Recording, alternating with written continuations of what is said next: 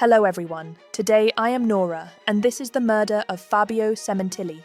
Two hooded figures run through a silent, rich neighborhood. Their hands are wet with fresh blood. Behind them, on the patio of a luxury home, a man is bleeding out alone. At the same moment, his teenage daughter is driving home without knowing that the next few seconds will destroy her life forever. This case is not just a murder, it is a plan built on lies, greed, and the coldest betrayal a family can face.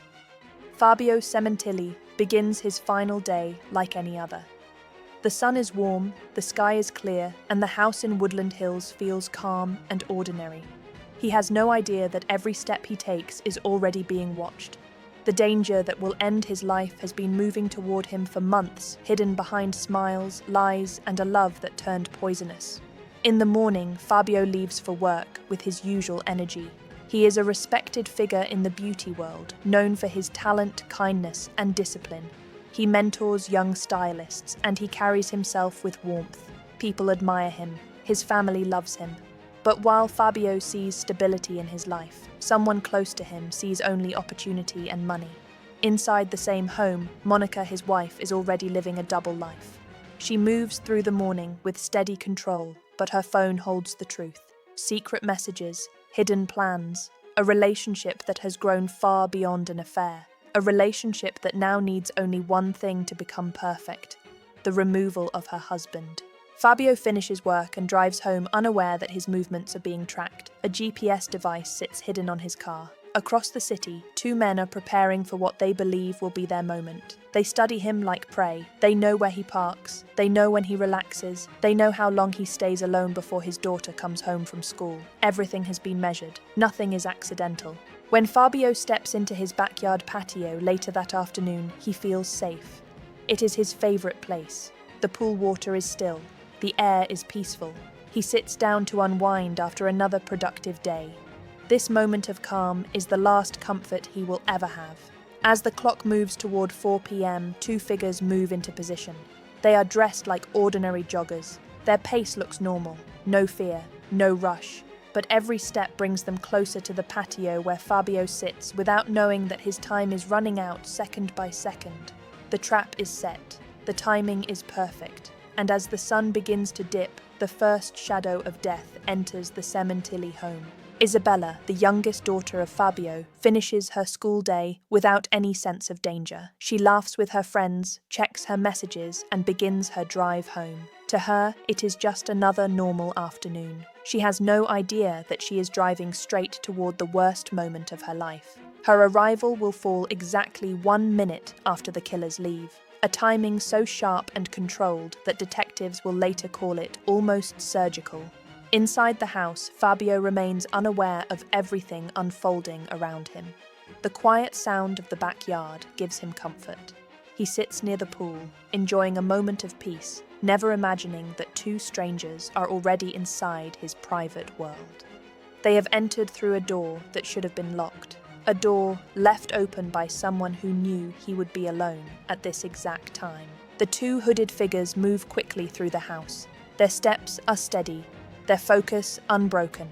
They are not nervous. They are not confused. They know their roles. One leads the way. The other follows with hesitation, but still follows. The final purpose is clear. They reach the patio and find Fabio in a calm moment. He barely has time to react. The attack is sudden, violent, and overwhelming. It lasts only seconds. He is stabbed multiple times and falls to the ground, unable to fight back. The men run from the scene and jump into Fabios' black Porsche. The engine roars and the car speeds away from the house. They leave behind a trail of blood inside the vehicle, a mistake that will later expose the truth. They abandon the Porsche several miles away and disappear before anyone can see their faces clearly. At almost the same time, Isabella turns onto her street. She notices nothing strange. She parks her car, walks toward the house, and steps inside expecting to call out to her father like always. Instead, she hears silence. Something feels wrong. She moves toward the backyard and sees her father lying on the patio floor. She drops to her knees and screams for help. Her voice breaks into panic as she calls emergency services. Her world collapses within seconds. By the time help arrives, Fabio Sementilli is gone. News of the murder spreads quickly through the neighborhood. Police cars line the street. Yellow tape surrounds the patio. Neighbors step outside trying to understand what has happened in a place known for comfort and safety. But inside the crime scene, investigators already sense something unusual. The house looks untouched. Nothing has been taken. The expensive watch on Fabios' wrist is still there. His wallet sits in his pocket. Drawers are closed. Safes are unopened. For a robbery, the scene is far too clean.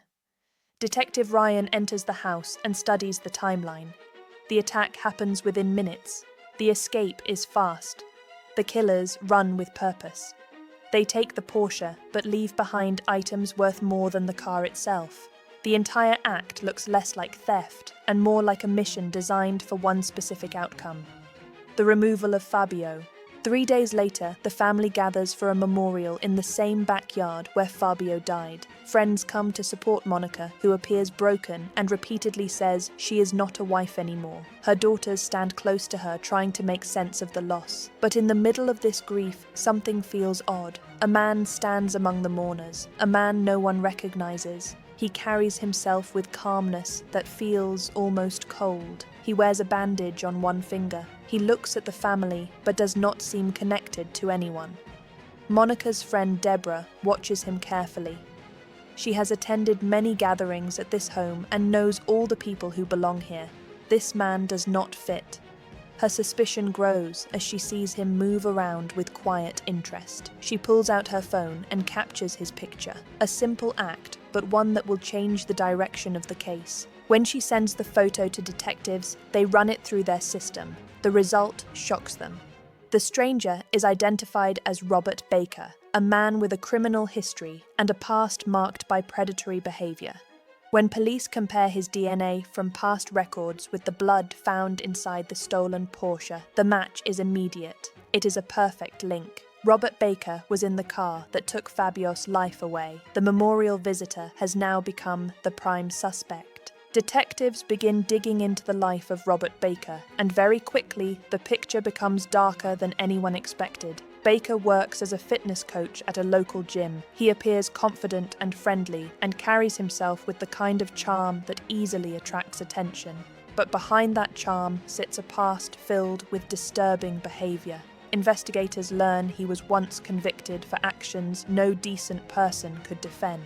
This is not a man who simply made mistakes. This is someone capable of manipulation, lies, and violence. Now the question becomes, how does a man like him connect to a respected family like the Sementillis? The answer appears in messages recovered from Monica's phone. Baker and Monica had been communicating through hidden apps and secret numbers. Their relationship was not a small affair. It was intense, constant, and pushed far beyond normal boundaries. Investigators learned that almost half of Monica's communication over many months was with Baker, more than with her husband, more than with her children. With each discovery, detectives see a clear pattern.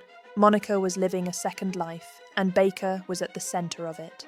Friends had noticed the change months earlier. Deborah, who had spotted Baker at the memorial, remembers seeing Monica at the gym more than usual.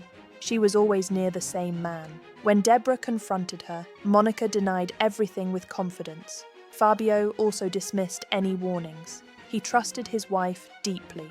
After many years of marriage, he believed she was loyal and honest.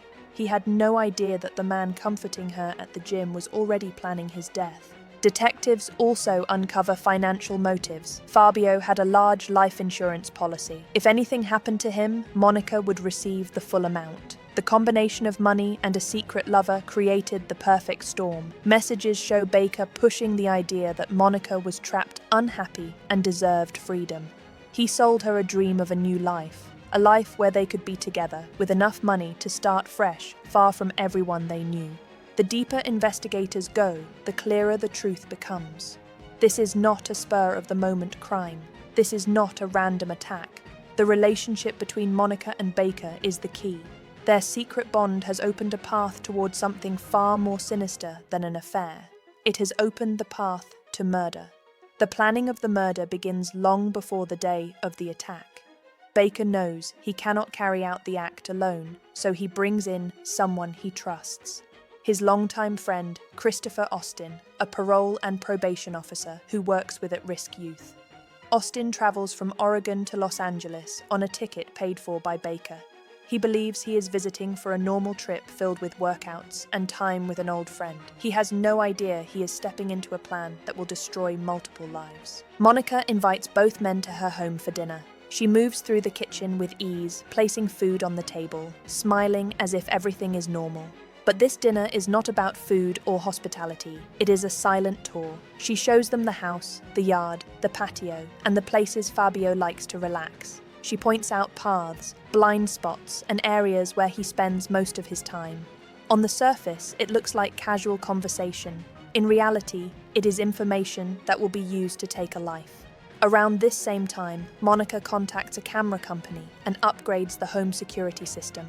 She now has access to the cameras from her phone. She can see the house from anywhere. Every movement, every arrival, every moment when Fabio is alone. She holds the perfect tool for timing the attack. Baker continues the preparations with disturbing precision. He buys GPS trackers and secretly places them on Fabio's cars. He can watch Fabios' movements on his phone like a hunter tracking prey. When Fabio leaves work, when he takes a break, when he arrives home, Baker sees it all. He tells Austin that Monica is in an abusive marriage and needs help. He portrays Fabio as controlling and dangerous, a lie designed to manipulate Austin into becoming part of the plan. The first attempt to kill Fabio happens on January 22nd. Monica sends a message saying he is heading to the store. Baker and Austin position themselves to intercept him. They wait with weapons ready. But something goes wrong. Austin loses his nerve. The moment passes and Fabio returns home unharmed. He does not know that he just survived an attempt on his life. But the planners do not give up. They have invested too much. The final attempt is only hours away. January 23rd begins like a normal day, but for Monica and Baker, it is the day everything must fall into place. Their plan relies on timing, alibis, and precision. Fabio wakes up unaware that this is the last morning he will ever see. He goes to work. He speaks with co-workers. He drives home. Every step he takes is being tracked through the GPS devices Baker placed on his cars. Every movement is watched through the upgraded cameras Monica now controls on her phone.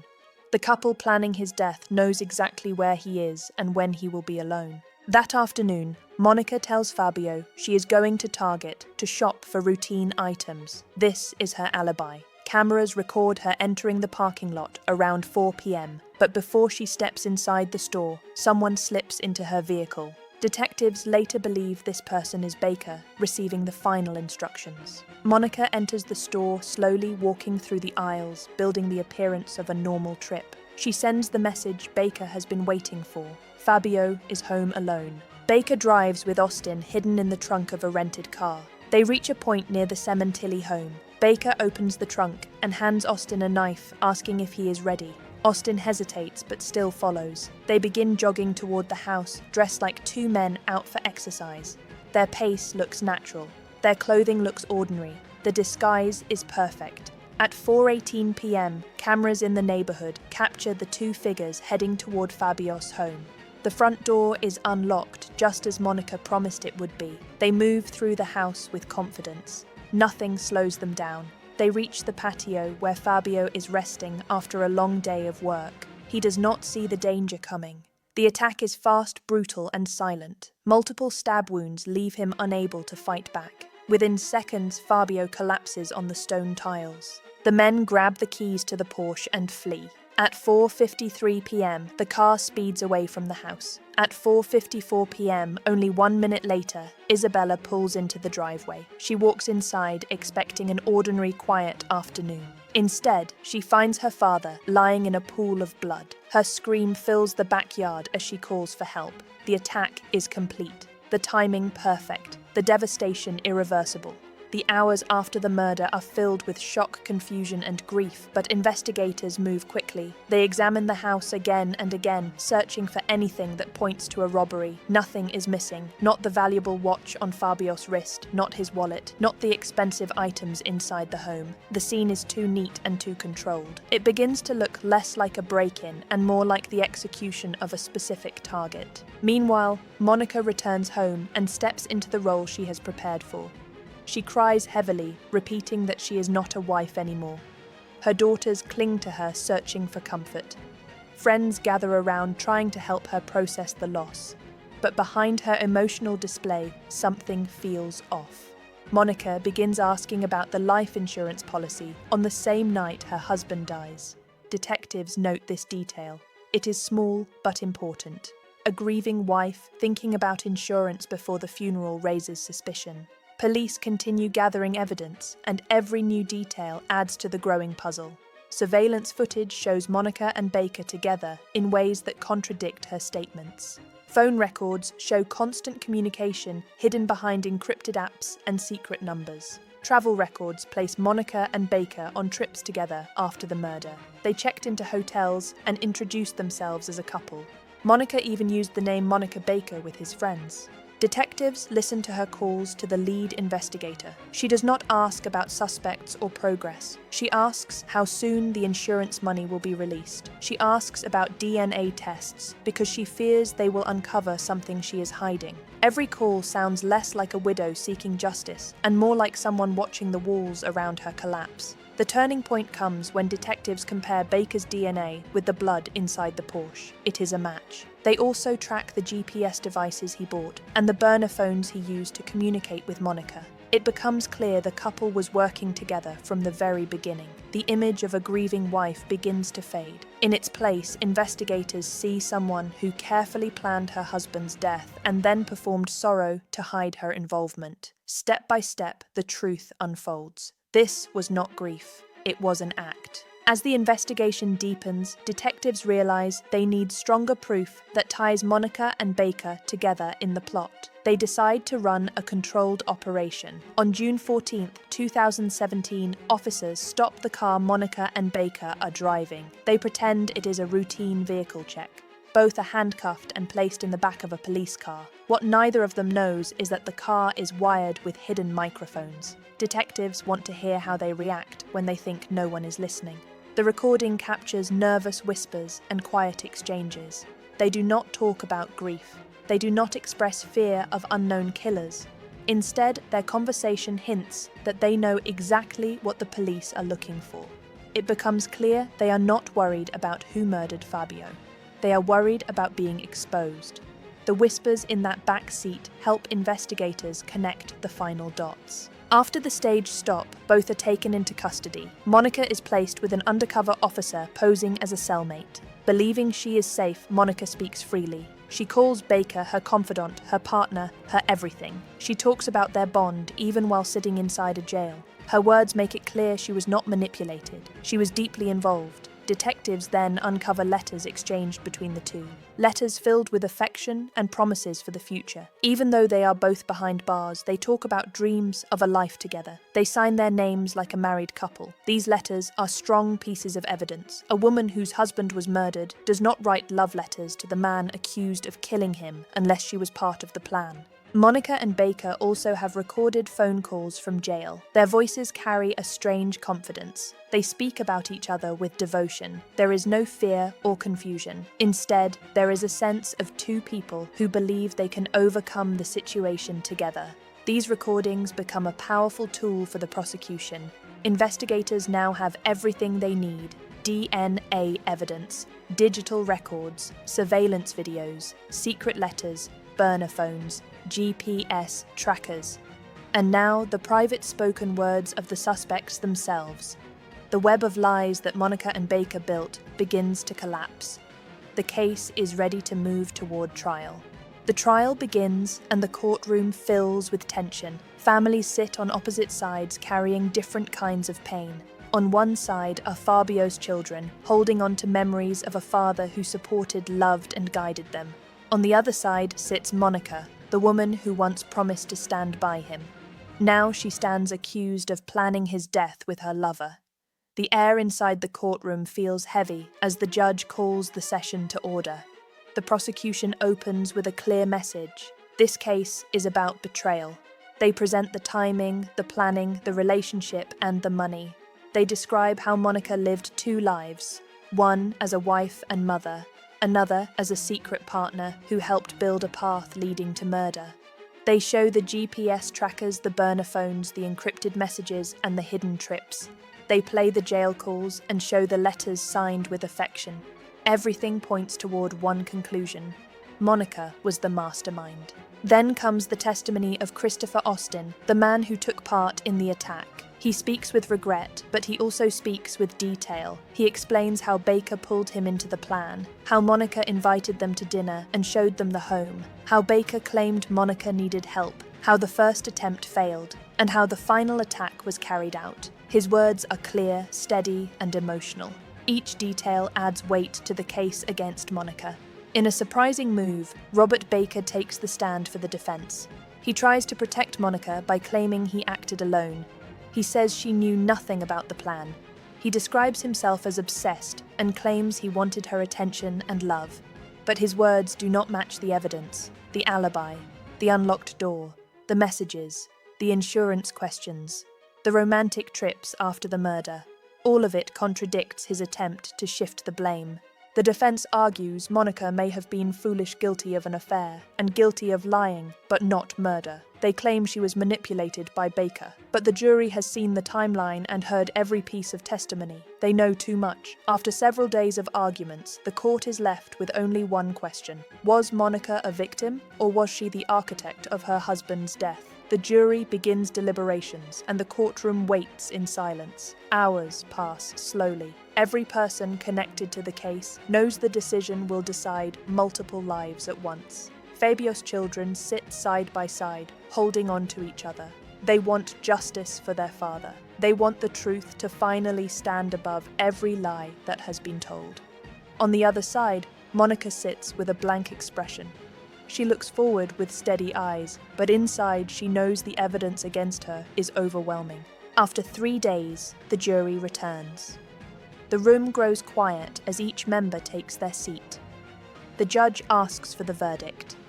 The foreperson stands and reads the decision aloud. Guilty of first-degree murder. Guilty of conspiracy to commit murder. Guilty with special circumstances for financial gain and lying in wait. The words fall heavy across the courtroom. Monica shows little reaction, but the weight of the verdict is unavoidable. It is the end of her double life. It is the acknowledgement that she helped create the plan that ended her husband's life. Weeks later, the sentencing hearing takes place. The judge listens to statements from the family. They speak about who Fabio was, a father who worked hard, a man who inspired others, a kind presence who always put his family first. They speak about the pain they now carry, pain that will not fade with time. The judge turns toward Monica and delivers the final decision: life in prison without the possibility of parole, a punishment that reflects the depth of betrayal and the careful planning that led to the murder. Robert Baker has already received the same sentence. Christopher Austin is given 16 years to life for cooperating with investigators. Each person involved now faces the consequences of their actions. The fantasy Monica and Baker created collapses into a reality made of walls, security bars, and cold metal gates. The life they imagined together becomes nothing more than written words in old letters. Fabios' family continues mourning the loss of a father and a husband. His son holds onto his father's watch, a watch left untouched at the crime scene and now a symbol of love, memory, and truth. It represents everything this case was truly about. Not robbery, but betrayal. Not theft, but greed. And not passion, but destruction. The story of Fabio Sementilli becomes a reminder that danger can hide behind trust, and sometimes the closest person can become the greatest threat. Thank you for watching this case with me. I am Nora, and the story of Fabio Sementilli is a reminder that sometimes danger grows inside the home long before it shows itself. A loving father, a trusted husband, and a respected man lost his life, not to strangers, but to the people who stood closest to him. His story deserves to be remembered, and his legacy deserves to live on through those who cared for him. If you want more true crime stories told in this dark documentary style, then subscribe to the channel and share your thoughts below. Your support helps me bring more cases to light. Stay safe, stay aware, and I will see you in the next story.